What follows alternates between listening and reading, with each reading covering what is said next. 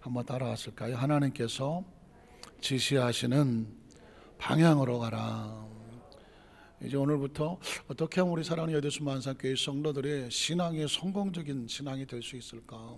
어떻게 해서 예수를 믿었는데, 어떻게 해서 여기까지 왔는데 우리의 신앙의 중간에 허물어져 버리거나 쓰러져 버리거나 또 잘못되어져 버리면 이거보다 허무한 것이 어디 있겠습니까? 그래서 하나님 마음에 감동을 주신 대로 신앙의 성공적인 제1법칙, 하나님께서 말씀을 통해서 제일 우리에게 처음 만나시면 하시고 싶은 이야기가 뭘까? 성경을 찾아봤더니 하나님께서 지시하시는 방향으로 가라는 것입니다. 그래서 오늘 제목으로 함께 말씀 은혜를 나누기를 원합니다. 여러분 차량에 내비게이션 다 장착하고 계시죠? 내비게이션이 있어서 어디 낯선 곳에 가더라도 전혀 어색하지 않고 또 겁내지 않고 또 어떻게 하지 당황하지 않을 수 있는 것은 내비게이션을 찍어 놓고 가면 방향을 잘 찾아가기 때문에 그렇습니다.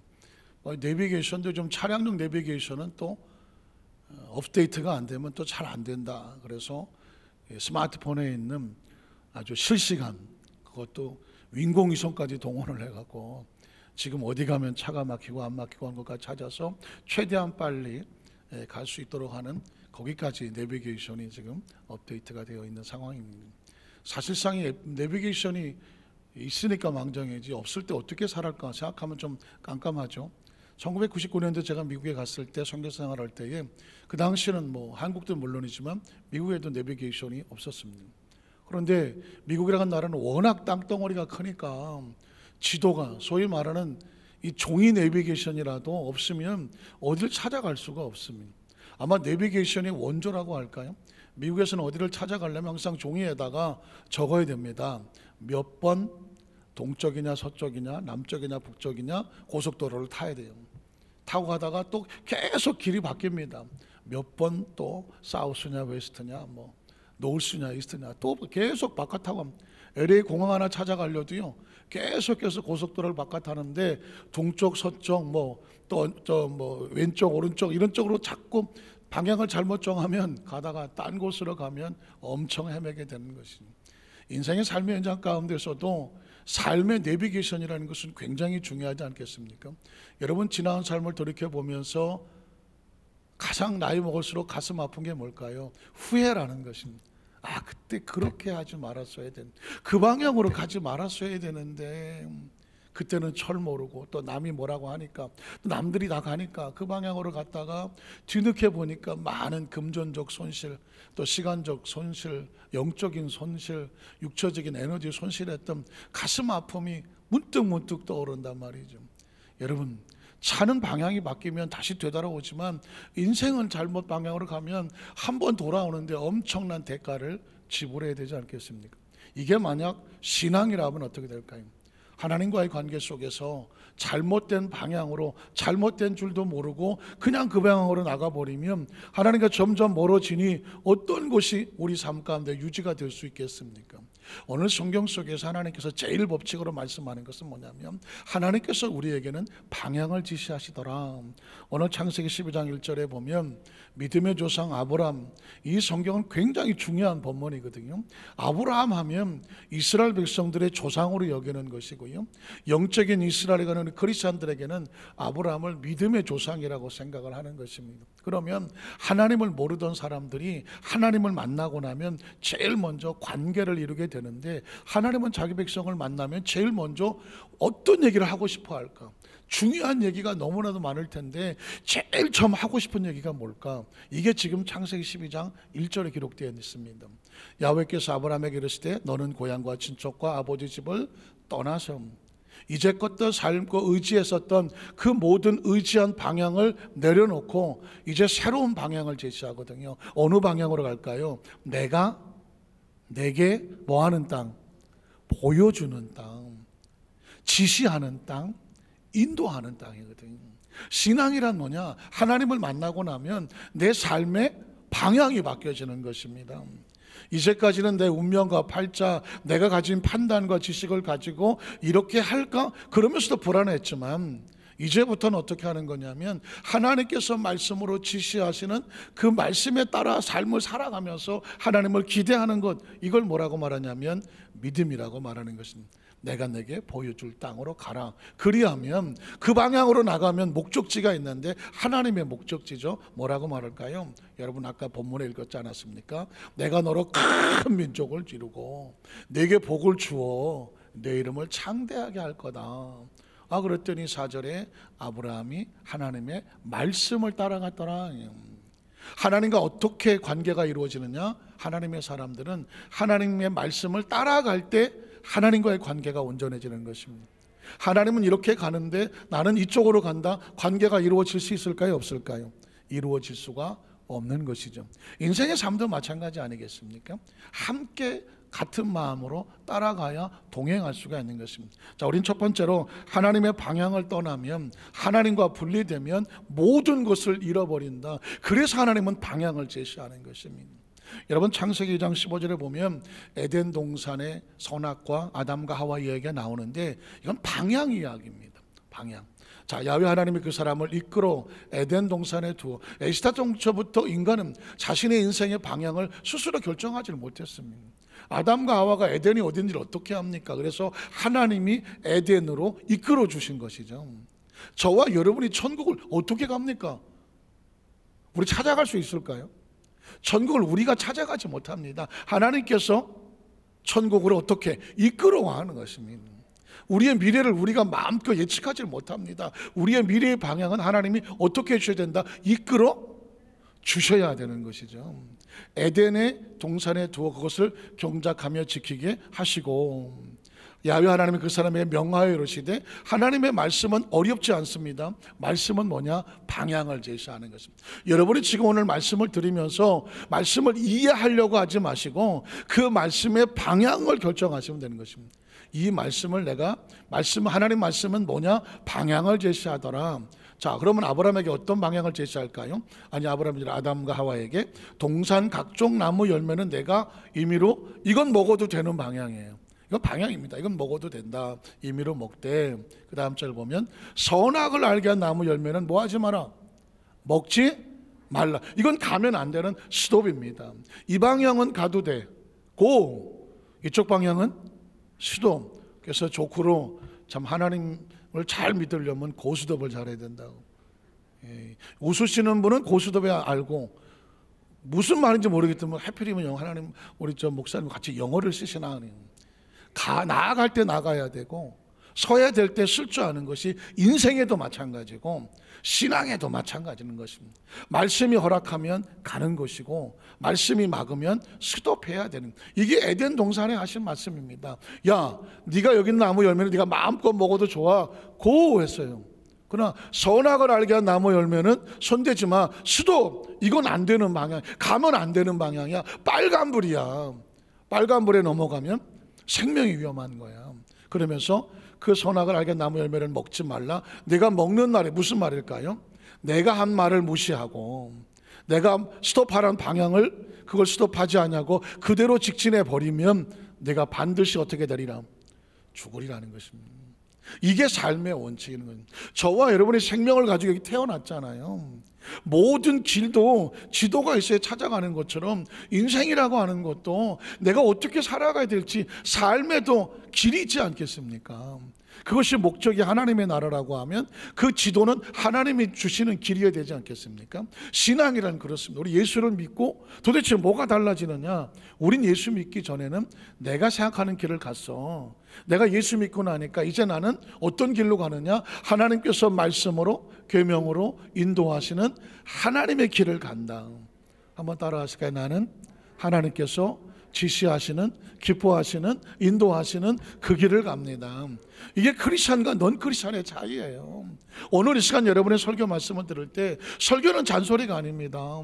설교는 무슨 내용의 스토리가 아닙니다. 설교는 그냥 마음속에 그냥 듣기 좋은 이야기가 아닙니다. 죽느냐 사느냐거든요. 전 죽느냐 사느냐는 마음으로 말씀을 전가하는 것입니다. 왜냐하면 여러분을 살려야 되지 않겠습니까? 올바른 방향을 정해야 되지 않겠습니까? 말씀을 생명으로 듣는 사람은 말씀을 붙잡고 살 것이고, 말씀을 그냥 소리로 듣는 사람은 그 말씀을 무시하면 어떻게 될까요? 반드시 죽으리라거든요. 사실 2부 예배 때는 제가 그 얘기를 못했는데 2부 예배 때 처음 우리 교회 오시는 분을 제가 이렇게 봤어요. 봤는데 문득 제 마음에 그렇더니 저분을 내가 다음 주에 안 나오면 다시는 못 보잖아요. 다음 주에 인생이란 그렇습니다. 어떤 만남은 긴 만남이 있지만 어떤 만나면 한 번 만나고 다시는 못 만나는 마음. 근데 오늘 설교 자리에 와 있어. 제가 마음이 어떻겠습니까? 얼마나 비장하겠습니까? 하나님께서 딴 것도 아니고 지금 이 시간에 여의도 안산교회에 저 영혼을 보내주셨는데 저 영혼이 평생에 오늘 말씀을 딱 한 번 듣고 끝날 수도 있습니다. 그러면 그 영혼에게 무엇을 해야 합니까? 하나님의 말씀의 방향이 사는 길이다. 그거 하나만 그 가슴 속에 새겨줘라. 그것이 그 사람의 마음속에 만약에 부딪혀진다고 하면, 그래서 그가 하나님 편에 선다고 한다면 그 생명을 누가 살리겠습니까? 하나님이 살리는 것입니다. 강단에서 설교하는 목사는 여러분 그냥 하는 것이 아닙니다.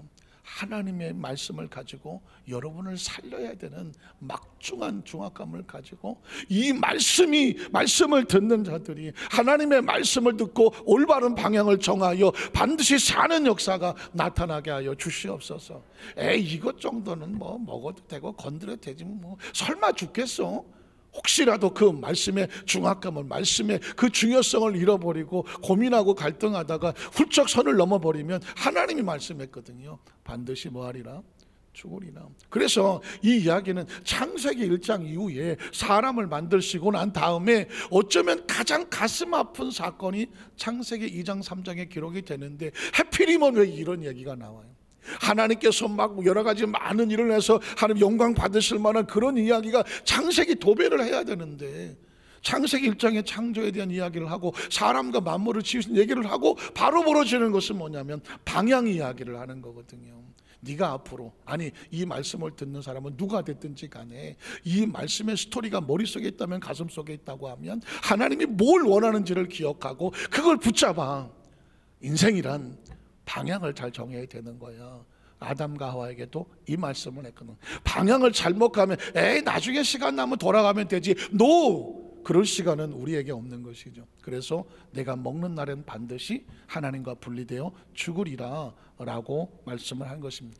자, 그러면 창세기 3장 1절 5절에 보면 이 말씀을 가지고 그리스도인들이 살아갔지만 얼마나 달콤한 유혹들이 와서 우리 속에 분노와 절망과 좌절과 낙심으로 하나님 말씀을 떠나게 하려는 함정이, 유혹이 기다리고 있습니다. 그런데 뱀은 야훼 하나님이 지으신 들짐승 중에 가장 간교하더라.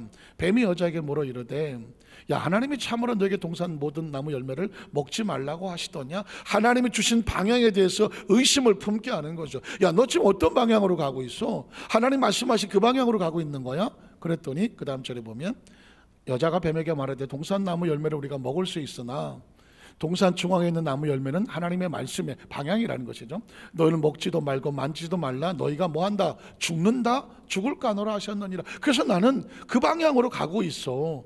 이게 이제 신앙이죠. 그랬더니 그 다음 절에 보니까 유혹이란 이런 것입니다. 함정이란 이런 것입니다. 뱀이 여자에게 이르되 너 결코 죽지 않아. 하나님께서는 죽는다라고 말했지만 그 방향으로 가도 안 죽어 하면서 논리를 펴는 것입니다. 왜 안 죽느냐? 너희가 그것을 먹는 날엔 너희 눈이 밝아져서 하나님과 같이 되어 선악을 알 줄 하나님이 알기 때문에 너무 좋은 거라 안 준 거야. 그래서 그걸 먹으면 하나님처럼 돼. 논리가 정연하고 그리고 유혹하고 달콤하지 않습니까? 그래서 어떻게 합니까? 이 선을 넘으면 어떻게 된다? 죽는다라는 것입니다. 이게 샘플인 것입니다. 자, 그럼 어떻게 할까요? 그 다음 절에 보면 아담과 하와는 뭘 선택했을까요? 여자가 그 나무를 본즉 먹음직도 하고 보암직도 하고 지혜롭게 할 만큼 탐스럽다는 얘기는 뭘까요? 유혹이죠. 감정입니다. 갈등입니다. 이거 어떻게 하지? 여러분 어떻습니까? 이제까지 신앙생활하면서 그리스도인들의 가장 고민이 뭘까요? 하나님은 이렇게 말씀하셨어. 계명은 이거야. 이건 모르지 않아. 근데 이 계명보다 여기 보여지는 이 세계가 너무 좋은 거예요. 이걸 고민하고 갈등하는 거예요. 이 중간에 서서 하루는 이쪽에 섰다가 하루는 이쪽에 섰다가 고민할 때가 얼마나 많아요.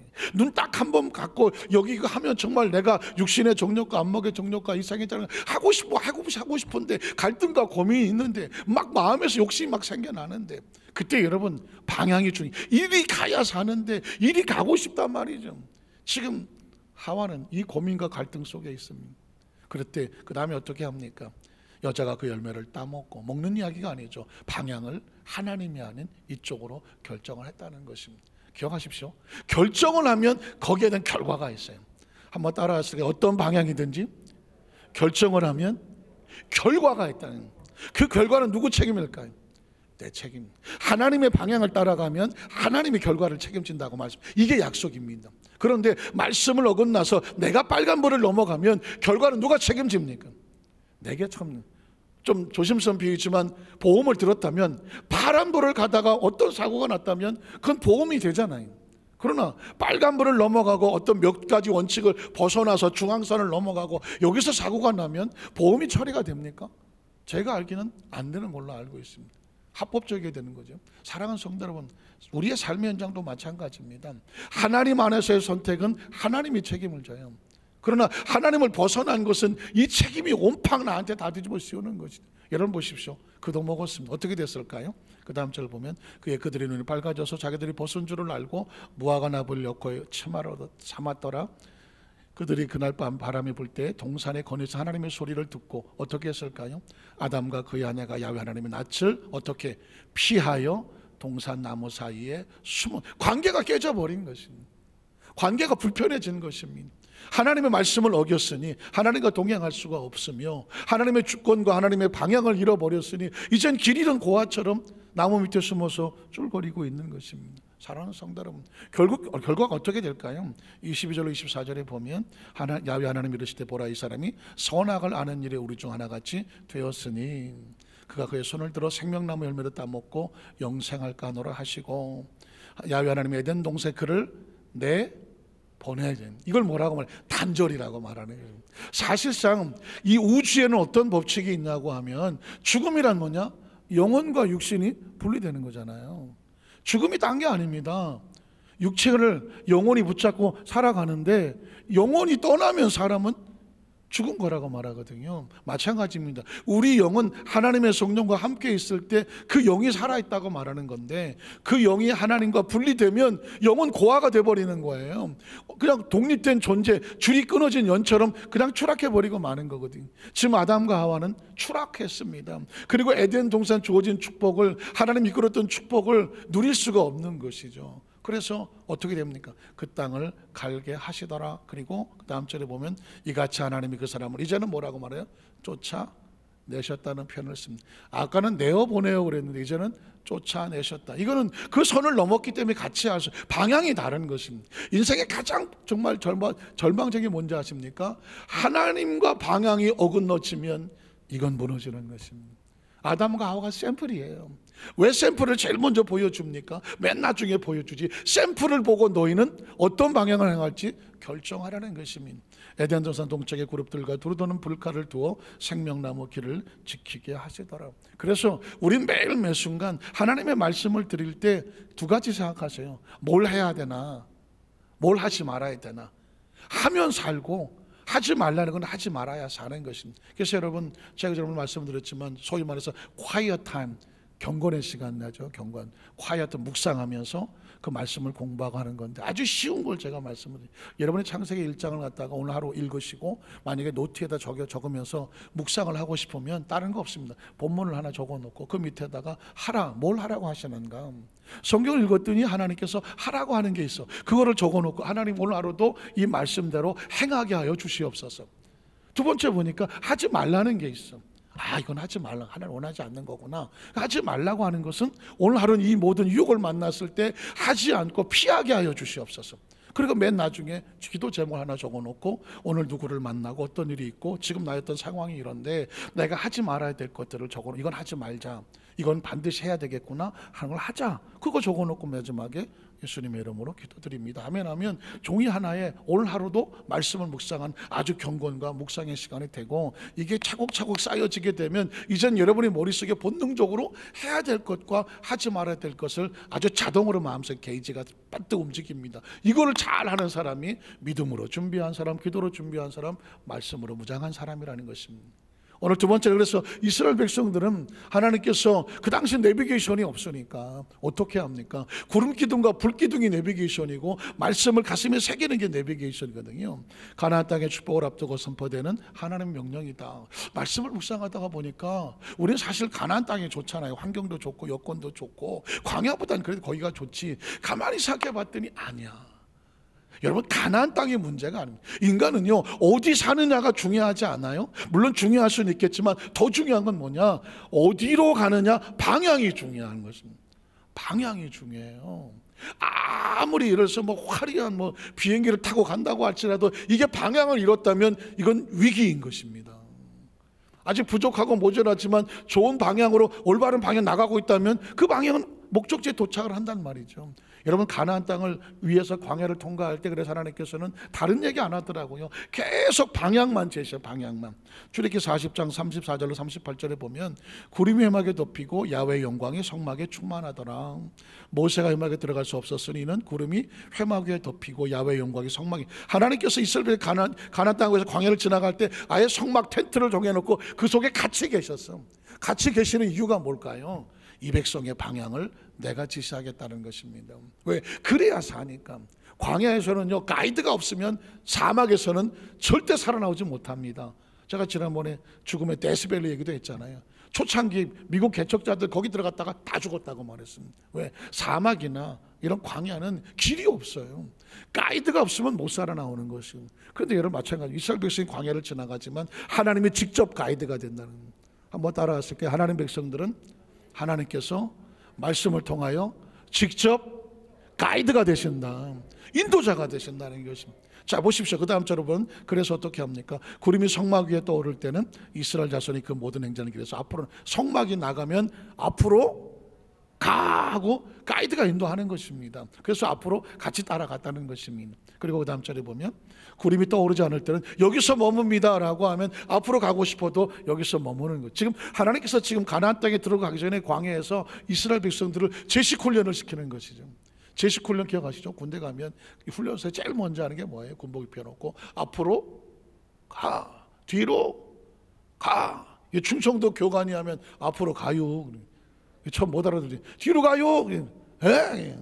물론 조커도 있지만 8대에서 오니까 교관들마다 그 사투리가 달라. 앞으로 갔지비 이러면 또 어디서 온 거야? 평양에서 온 건지.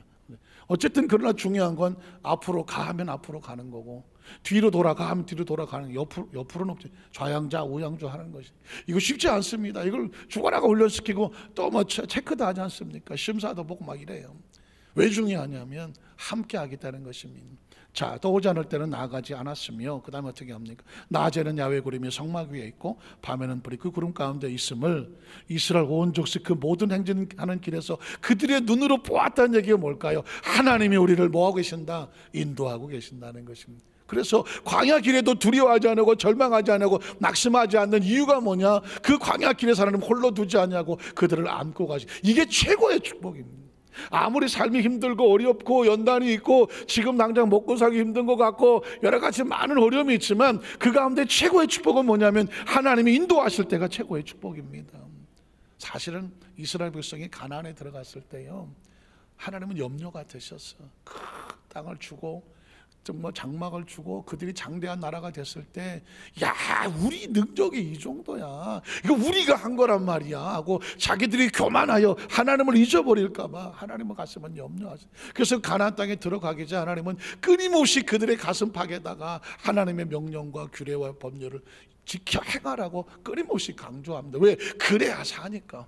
한번 읽어볼까요? 신명기 1장 33절에도 보면 그는 너희보다 먼저 그 길을 가시며 장막 칠 곳을 찾으시고 밤에는 불로 낮에는 구름은 너희 갈 길을 지시하신 자다. 그러니 너희가 가나안 땅에 들어가더라도 누구의 지시를 받아야 된다? 하나님의 지시를 받아야 산다는 것입니다. 신명기 6장 1절로 3절 보겠습니다. 이는 곧 너희 하나님 야훼께서 너희에게 가르치라고 명하신 명령과 규례와 법도라. 너희가 건너가서 차지할 땅에 가서 이걸 반드시 행해야 돼. 땅을 얻었다고 축복이 아니고 나라가 세워졌다고 축복이 아니라 거기 가서 이걸 행해야, 이 방향으로 가야 축복이라는 것이죠.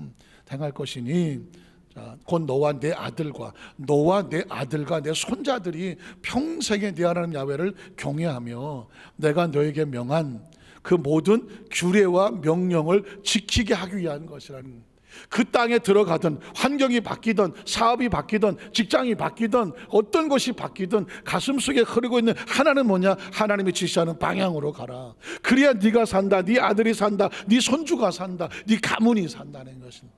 뿐만 아니라 내 나를 뭐하게 한다? 장구하게. 장구 아십니까? 설마 또 이 장구 말고 길게 오랫동안 장수하게 하게 합니다. 하나님의 뜻은 그렇습니다. 할 수 있으면 자기 백성이 하나님이 주신 수를 누리며 하나님 맡기신 일을 잘 감당하고 오랫동안 사명 감당하기를 원하시는 것이죠. 이게 하나님의 마음입니다. 16절로 19절에 보면 사실상 하나님은 계속 반복하고 집요하게 규례, 율례, 법도, 계명이란 말을 씁니다. 너희가 마사에서 시험한 것 같이 너희 하나님 야훼를 시험하지 말고. 시험하지 말라는 얘기 뭘까요? 에이, 이거 한디가 설마 이거 안 지킨다고 하나님께서 우리 뭐라 그러겠어? 에이, 요 정도는 괜찮아. 에이, 설마. 이건 하나님을 시험하는 것입니다. 하나님의 법칙을 정확하게 존중하고 붙잡고 지켜나가는 건데, 너희 하나님 야훼께서 너희에게 명하신, 보십시오, 명령과 증거와 규례, 율례, 법도, 계명 다 같은 말입니다. 한마디로 말하면 방향. 한번 따라하실까요? 방향.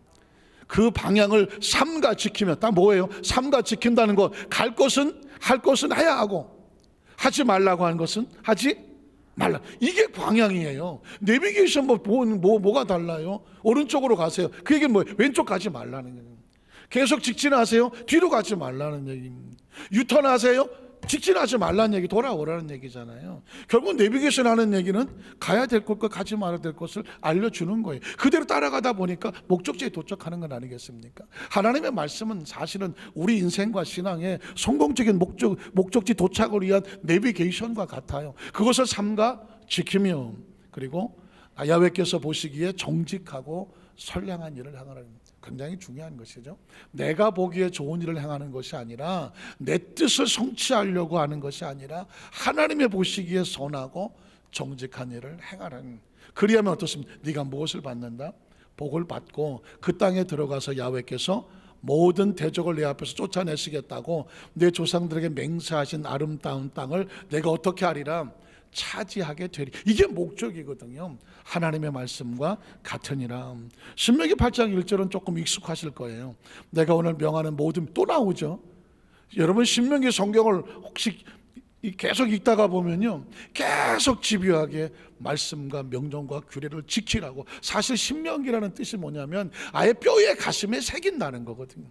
이 말을 다시 말하면 지금 하나님께서는 급하신 거예요. 이제 가나안 땅에 들어갈 거예요. 이제는 더 이상 노예가 아니에요. 더 이상 광야가 아니에요. 이제는 아주 기름진 땅에서 나라를 세울 거예요. 복을 주실 거예요. 그런데 문제는 뭐냐면 복을 받더라도 외형의 복을 받는 게 복이 아니야. 거기서도 하나님과 관계가 방향이 올바로야 돼. 그러니까 그냥 뼛속에다가 내비게이션을 막 새기는 거예요. 머릿속에 새기고 마음판에 새기고 막 손목에 새기고 이마에 새기고 천장에 새기고 옷에 새기고 해서 잃어버리지 마라. 방향을 제시하고 있는 것입니다.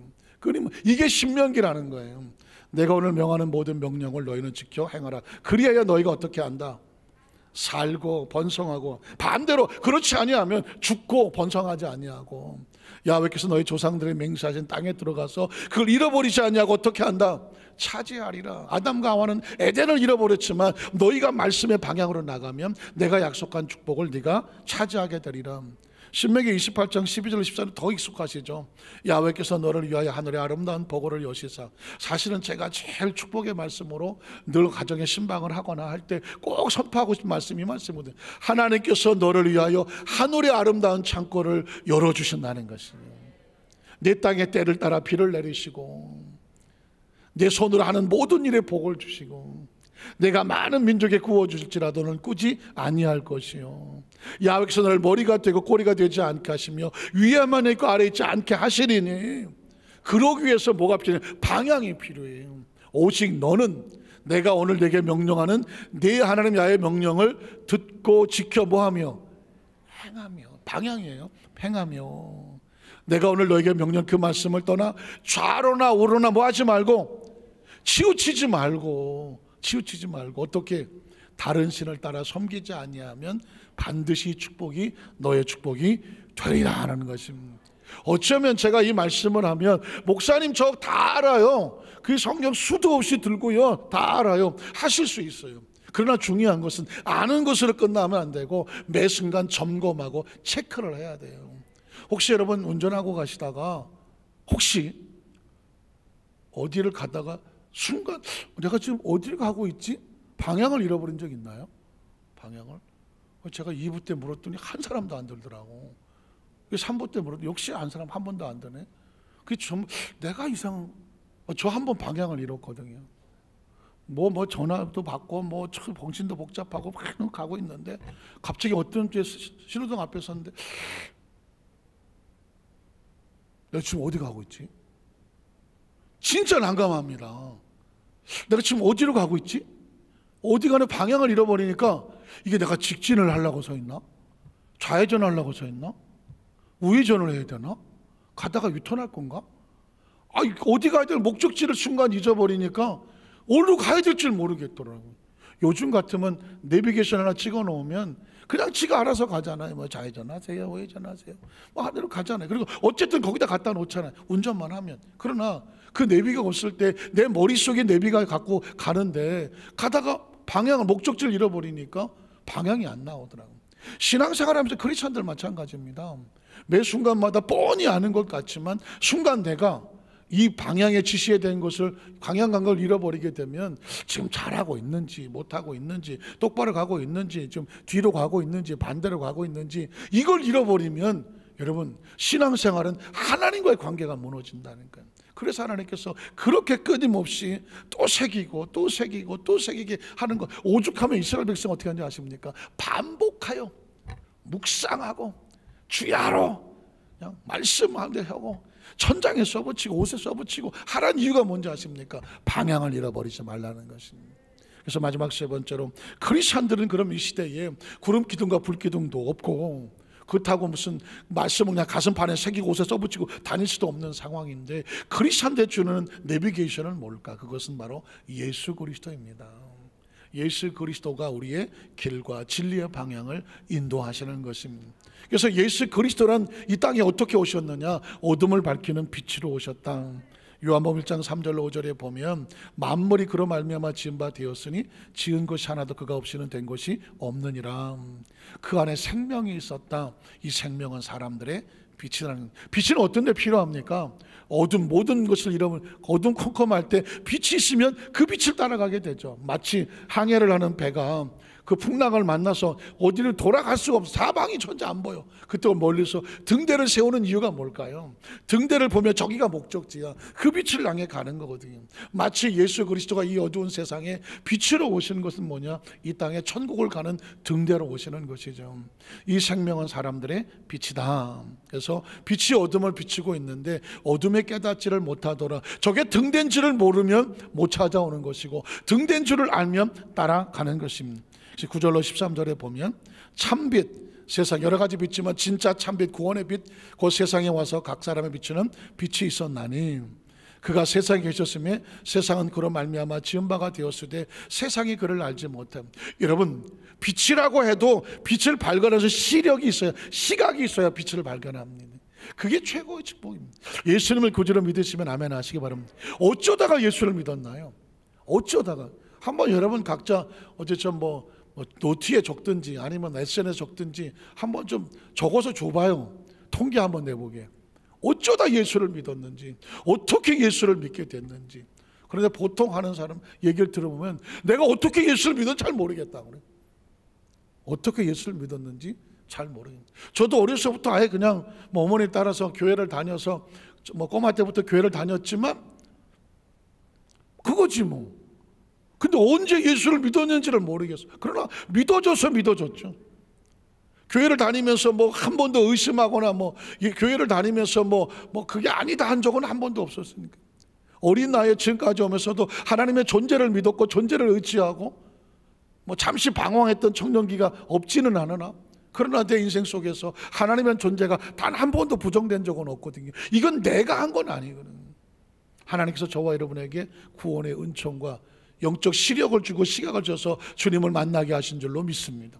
때문에 성경이 말하기를 성령이 아니고서는 누구도 예수를 구주로 고백하지 못한다고 하는 것은 뭘까요? 성령께서 우리 안에 영적 시력과 시각이 되어준 것입니다. 세상은 그를 알지 못합니다. 그러나 자기 땅에 오며 자기 백성 영접하지 아니하였으나, 영접한다는 얘기는 빛이 있어서 빛을 발견하고 빛으로 나오는 자, 그 이름을 믿는 자들에게는 하나님의 자녀가 되는 권세를 주었다는 거예요. 이젠 소속이 어디가 되나요? 하나님의 자녀가 되죠. 그 다음 절을 보면, 그래서 하나님의 넘어갔어요. 하나님의 세상을처럼 사랑한, 이게 방향이라는 겁니다. 이게 방향이 왔다 갔다 하니까 저도 왔다 갔다 하지 않습니까? 13절에 보면 하나님의 자녀는 어떻게 태어나느냐, 방향이죠. 땅에서 태어나는 게 아니라는 것이죠. 혈통으로나 육정으로나, 사람은 땅이잖아요. 뜻으로 나지 않냐, 오직 위로부터, 하나님께로부터, 하늘로부터 온 자라는 것입니다. 그래서 여러분, 저와 여러분의 방향은 하늘로부터 와서 하늘을 믿고 살다가 어디로 가냐? 하늘로 가야 돼요. 믿으시면 아멘 하십니까? 여러분, 진짜 이거 진짜 중요한데, 많은 크리스찬들은 이 땅에서 천년만년 살고 싶어 해요. 물론 사셔야 돼요. 오래 사세요. 그런데 진짜 모든 것을 털어놓고 마지막 순간이 올 수 있어요. 이걸 깨닫는 걸 지혜라고 말해요. 굳이 뭐 내가 내 마지막 순간을 꼭 기억해야 되느냐, 그 말도 틀린 말은 아니에요. 그러나 중요한 것은 그날은 반드시 온다는 것입니다. 언제 올 줄 모르기 때문에 크리스찬들은 자기 날수를 계산을 하고요, 최선을 다하여 살 때 남은 날수가 하나님 보시기에 선하고 아름다워야 되는 것입니다. 안타깝지만 최근에 전 세계적인 인물 하나가 세상을 떠났죠. 누군가요? 말도 하지 마, 마라도나. 별로 안 웃었군요. 마라도나가 참 세계를 흔들었죠. 펠레 다음에 축구를 아시는 분들에게는 정말 대단한 사람이었습니다. 그런데 이제 그 사람이 최근에 세상을 떠났는데 몇 살이에요? 60살이에요. 60살. 와, 젊잖아요, 60살. 그리고 사실은 혹시 여러분 남미 사람들 만나보셨습니까? 남미 사람들 체력이 엄청나게 좋아요. 그리고 마라도나 자체도 가슴이 엄청 두껍잖아요. 이렇게 앞뒤가 이렇게 두꺼운 거예요. 폐활량도 엄청나고. 제가 미국에서 또 이제 틈나면 공도 차러 다녔는데 멕시코 사람들하고 공을 찬 적이 있어요. 멕시코 사람들은 해발 높은데 2,800 이런 멕시코 시티 살다 내려온 사람들은 땅에서는 그냥 날아다녀요. 분명히 저 뒤에 쫓아오길래 여유 있게 공 몰다가 순식간에 공을 뺏긴. 얼마나 그러니까 남미 사람들은 체력이 달라요. 제가 미국에서 올 때 이삿짐을 놨는데요, 보통 책이 많아서 책을 박스하고 박스에 담잖아요. 한 박스 하나에 붙잡고 2층에서 혼자 박스 하나도 책 엄청 무겁지 않습니까? 저 혼자 들고 내려와요. 한 박스 하나. 이 멕시칸 사람들은 어떻게 하는지 아십니까? 3개 들고 내려와요. 박스 3개를. 나는 기혈을 내려왔어요. 여러분, 소파 긴 거 3인용 혼자 들어요? 못 들어요. 둘이 들어도 낑낑할 거예요. 혼자 들고 내려와요. 이렇게 들고. 그래서 저는 멕시코 사람들은, 이 남미 쪽의 사람들의 체력이나 달리기나 이런 체력 조건은 굉장히 달라요. 어쩐지 여러분 축구하는데 보세요. 남미 사람들이 지금 전 세계 다 하나 프로에 가 뛰고 있지 않습니까? 그런데 나이 60의 젊은 나이에 심장병으로 그냥 가잖아요. 누가 예고를 하고 알아서, 물론 이제 지병이 있을 수도 있었고 중간에 마약도 먹고 좀 어려운 생활이 있었겠지만 그가 남긴 재산도 불과 얼마 안 돼요. 몇십만 원인지 몇백만 원밖에 안 되지 않아요. 그러니까 인생이란 살아있을 때 있는 거죠. 그냥 떠나고 나면 어제 떠나고 오늘은 흔적이 없는 거예요. 그러면 그때 필요한 건 뭘까요? 돈일까요? 그때 필요한 게 명예일까요? 그때 필요한 게 무슨 집일까요? 좋은 차일까요? 그때는 아무것도 필요 없어요. 진짜 누구도 어떻게 해주지를 못해요. 그걸 인식하고 준비할 수 있는 사람은 사람밖에 없어요. 동물은 그게 안 되는 거예요. 그것도 그나마 크리스찬들이 이 땅의 삶과 이후의 삶에 대해서 신앙과 믿음 있는 사람은 항상 그 시간을 준비하고 살아가는데, 그 시간에 정말 필요한 것은 뭐냐면 이 사람은 어느 방향으로 살아왔느냐, 예수를 믿고 하늘의 방향을 살아왔느냐, 이게 중요하다는 것입니다. 그래서 여러분, 예수 하는 것은 뭐냐면 인생의 가장 중요한 궁극적인 순간에 그 방향을 붙잡아 주는 것이 바로 예수 그리스도입니다. 요한복음 3장 16절 21절을 아까 나왔던 거죠. 하나님의 세상을 처럼 사랑하사 독생자 내비게이션, 천국 가는 내비게이션을 보내줬는데 그를 믿는 자마다, 따라오는 자마다, 같이 가는 자마다 뭐하지 아니하고 멸망하지 않고 영생으로 인도하는 겁니다. 영생은 예수를 믿고 가다 보니까 그 목적지가 영생에 이르게 되는 것이죠. 그 다음 절을 보면 그런 얘기를 하는 거예요. 하나님이 그 아들을 세상에 보내신 것은 세상을 심판하려고 한 것이 아니라 길을 제시해 주려고 하는 거예요. 그로 말미암아 따라오면 세상에 구원을 받게 하고 영생을 얻게 하려고 예수를 보낸 것이라는 것입니다. 그로 말미암아 또 그를 믿는 자는, 따라오는 자는 심판을 받지 아니하는 것이고, 믿지 않는 자는 그 길을 벗어났기 때문에 스스로 심판을 받는 것이고, 하나님의 독생자를 믿지 아니함으로 벌써 심판을 받은 것이다. 그 정죄는 이것이니 빛이 세상에 왔을 때 사람들 자경이 악함으로 빛보다 어둠을 사랑하는, 빛으로 오지 않은 어둠으로 가면 어둠에서 그냥 사망하는 것이고 멸망하는 것이고, 그 다음 절 보면 악을 행하는 자마다 빛을 미워하여 빛으로 오지 아니하나니 이는 그 행위가 드러날까 하며, 악을 행하는 자, 그 다음 절 넘어가요. 두 번 나왔어요. 진리를 따르는 자는 빛으로 오는 자는 이는 그 행위가 하나님 안에서 행한 것임을 나타내려 함이라 하시니라. 여러분 기억하십시오. 우리는 이 시대에 지금 주일날 이 자리에 나와 있는 것은 교회에 와서 앉아있다는 육신의 눈으로 보기엔 그렇지만, 영적으로 해석하면 뭔지 아십니까? 진리를 따라 진리의 빛으로 이 자리에 나와서 하늘을 바라보며 하나님께 예배하는 것입니다. 그러니까 하나님의 방향에 섰다는 것이죠. 예배가 중요한 것은 뭐냐면 하나님의 방향에 서 있다는 것입니다. 코로나19로 인해서 가장 위험한, 정말 위험한 것은 목숨을 잃느냐 뭐 이런 거 다, 이것도 우리가 조심해야 될 것이지만, 정말 좋은 것은 하나님께 나가던 방향이 스톱이 되느냐, 방향을 잃어버리냐, 잘못된 방향으로 나가느냐, 거대한 직면을 당하는, 거대한 파도처럼 주춤거리게 만들지 않습니까? 모든 게 스톱되지 않았습니까? 그러나 이때 우리가 중요한 건 뭐냐면 우리의 방향을 잃어버리지 말아야 되는 것입니다. 방향을 잃어버리죠. 제가 가나안 땅이 중요하지 않다고 말했습니다. 중요하지만 방향을 잃어버리면 가나안 땅은 더 이상 축복의 땅이 아닌 것처럼 코로나19가 중요하지 않습니다. 여기서 우리가 하는 방향을 잃어버리면 엄청난 데미지를 입겠지만, 코로나19 가운데 우리가 방향을 잃어버리지 아니하고 하나님께서 명하신 방향으로 나간다고 하면 오히려 코로나19 가운데서도 하나님께서 더 큰 은혜와 축복을 주실 줄로 믿습니다. 그게 원래 테스트라는 거거든요. 테스트, 모든 걸 잃어버릴 것 같은 테스트, 아브라함 이삭을 내어놓는 것 같은 테스트, 이게 얼마나 위기였겠습니까? 그러나 방향이 하나님께 올바로 있으니까 하나님께서 또 다른 생명을 예비하고 준비하고 복을 열어주시더라는 것입니다. 요한복음 14장 1절로 요한복음 3장 31절로 36절에 보면 우리의 최종 목적지라는 방향이 납니다. 위로부터 오신 이는 만물에 계시고 땅에서 난 이는 땅속에서, 방향 얘기를 하는 겁니다. 예수님은 땅에서 온 존재가 아니라는 것이죠. 땅에서 온 말은 예수님은 하늘로부터 왔기 때문에, 그리고 만물에 계시나니 그는 뭘 말할까요? 그가 친히 보고 들은 것, 하늘의 방향을 우리에게 증언하고, 그래서 너희에게도 너희의 방향을 하늘로 바꿔라, 그의 증언을 받는 자가 없으면 그 길로 못 가는 거죠. 그러나 그의 증언을 받는 자가 나오죠. 그게 예수를 믿는 크리스찬입니다. 하나님께서 참되시다는 것을 인쳤다는 겁니다. 이 땅의 삶은 두 가지 방향으로 가요. 어떤 사람은 땅의 방향으로 가고, 어떤 사람은 하늘의 방향을 정하고, 힘들어도 고통스러워도 어려워도 가요. 그런데 하나님 말씀합니다. 네가 올바른 방향으로 갔다는 것을 인쳤다라고 말씀하는 것입니다. 요한복음 14장 1절로 6절에 보면 그래서 우리의 최종 목적지가 여기인 거예요. 너희는 마음에 근심하지 말라. 하나님 믿으니 또 나를 믿어라. 내 아버지 집에 거할 것이 많도다. 그렇지 않았으면 너희가 일렀으리라.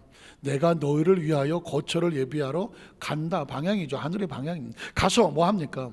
가서 너희를 위해 거처를 예비하면 내가 다시 와서, 그걸 재림이라고 말해요. 예수님의 재림. 그래서 우리가 재림을 기다리는 것이고요. 너희를 내게로 영접하여 나 있는 곳입니다. 나 있는 곳에 너희도 영원히 있게 하리라. 믿으십니까? 우리가 어렸을 때, 어른이 되고 나서 어렸을 때의 시기를 생각하면, 야, 근데 한때 그런 시절이 있었지.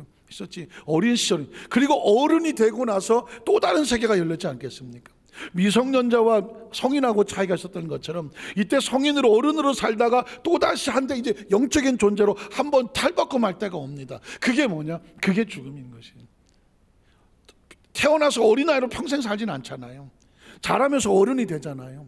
어른이 되고 나면 어린 시절의 이야기는 과거의 추억이잖아요. 다시 돌아갈 수 없잖아요.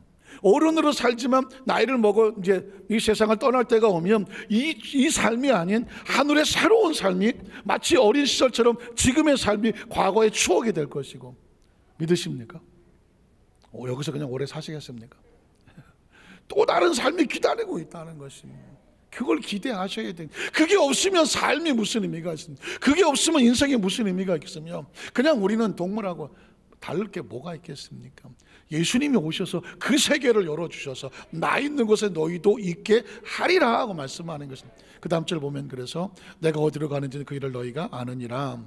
도마가 이르되 모르겠습니다. 어디로 가는지 우리가 알지 못하게는 거기를 어찌 알겠습니까? 방향을 모르겠다고 말합니다. 그러자 예수께서 이르시되 내가 곧 길이요 진리요 생명이니 나로 말미암지 않고는 아버지께로 올 자가 없다. 방향이라는 거예요. 예수님이 가는 방향입니다. 그래서 이제 우리 남은 생은 어떻게 방향이 정해졌으니 사는 동안에 뭐하고 살아야 될까요? 사도행전 1장 6절로 8절에 보면 그들이 모였을 때 예수께 어찌 이르되 주께서 이스라엘 나라를 복하심이 이때입니까?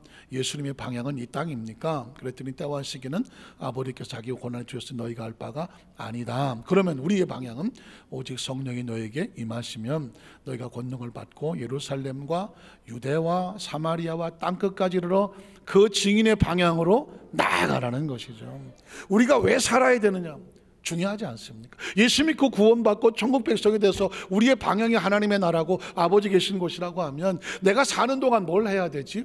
내게 주어진 모든 것을 가지고 하나님의 나라가 확장이 되어지고 하나님의 교회가 세워지고 나를 만난 사람이 나로 인하여 예수를 믿고 하나님 백성이 되어 그의 영혼이 뜨여져서 하늘나라에 들어오게 만드는 것, 이게 뭘까요? 내게 주어진 나의 삶의 모습입니다. 그러니까 하나님이 나를 만드신 목적은 뭘까? 이 시대에 나를 통하여 하나님의 나라가 더 확장이 되어지고 하나님 나라를 더 알게 하고 더 많은 영혼들이 주님께로 돌아와서 이 방향으로 돌아오게 하여 주시옵소서. 말씀을 정리합니다. 사랑하는 성도 여러분, 도전합니다. 여러분 이때까지 살아오면서 지난 과거를 보십시오. 둘 중에 하나입니다. 여러분의 마음과 생각과 어떤 유혹을 따라 살아갔을 때가 있을 거고요, 하나님의 말씀대로 살아갔을 때가 있었을 겁니다. 어느 때가 편했습니까? 인간은 신앙적 양심을 가지고 있기 때문에 저를 포함해서 말씀대로 살아왔을 때는 지극히 평안했습니다. 그런데 어떤 이유가 됐든 간에 하나님의 말씀을 떠나서 육신의 정욕과 안목의 정욕과 이생의 자랑을 타서 거기서 먹고 마시고 즐겼을 때 생각하면 지금은 넌더리가 나지 않습니까? 얼마나 가슴 아파. 막 지긋지긋하고 돌아보지도, 그 당시에는 너무 좋았는지 모르겠지만 얼마나 양심의 가책에 홀로 나무그늘에 숨어서 울었던 적이 있었습니까? 젊었을 때는 어쩔 수 잘 몰라서 그랬다고 했지, 지금 도전합니다. 지금 어떻게 살아야 되겠습니까? 또다시 그 과거의 후회를 가슴에 남겨두어야 되겠습니까? 아니지 않습니까? 오늘 말씀은 이런 도전을 하는 것입니다. 앞으로 우리의 삶을 살아갈 때에 하나님이 기뻐하시는 삶의 모습을 살아가야 내 양심이 평안하고 내 모든 삶이 복되고 번성하리라고 그랬네요. 이 나이에 또 흔들리고 갈등하고 고민하고 선악과를 따먹고 이리저리 방황하고 그렇게 살아가 버리면 또 10년 20년 지난 다음에 가슴 칠 날이 또, 야, 나 맨날 똑같냐? 너 맨날 거기서 뱅뱅 도냐? 이스라엘 백성들은 광야에서 뱅뱅 돌다가 죽었거든요. 어떻게 하겠습니까? 오늘 말씀은 저와 여러분에게, 오늘 주일 말씀은 은혜 받았습니다가 아니라 내 인생의 가장 지침적인 것을 하나님께서 원하신다, 하나님 정하시는 지시 방향으로 가면 살고 그 방에서 어긋나면 그 천국을 찾지 못하니 네가 방황하는 삶이 될 것이다. 오늘 이 말씀을 가슴에 새기고 묵상하여 매 순간 분초마다 하나님의 방향으로 직진하시기를 주님의 이름으로 축원합니다. 기도하겠습니다. 하나님 아버지 감사합니다.